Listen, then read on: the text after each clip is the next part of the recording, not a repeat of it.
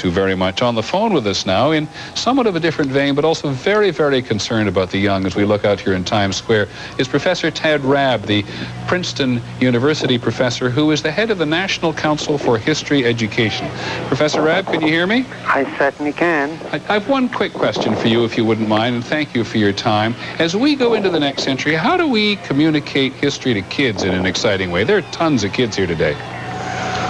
Well, history is full of wonderful stories, and the one thing that kids all respond to are great stories. Already in the very earliest grades, in the elementary grades, you have the stories of the great heroes. History is full of great heroes, it's full of great legends, of great myths. There are things that capture their attention. The notion that history is boring is absolute nonsense, and the excitement that I think both a teacher has in teaching those great stories and in the children hearing them.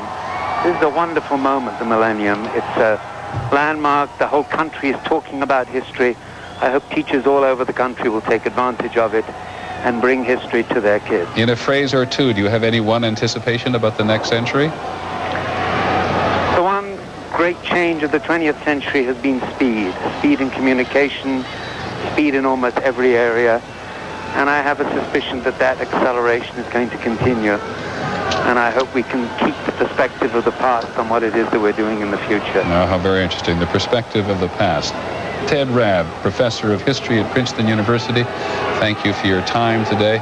This is the man who the great historian David McCullough said was his hero. And I think in part it is because he is so determined that we pass history on to our kids. And somebody said the other night, I've forgotten who it was, I think it was David McCullough, was quoting the great historian Barbara Tuchman, said, if you want to focus kids on history, 2 words only: tell stories. And that's what, of course, we're trying to do, is to tell part of the story of the last century and the anticipation of the next.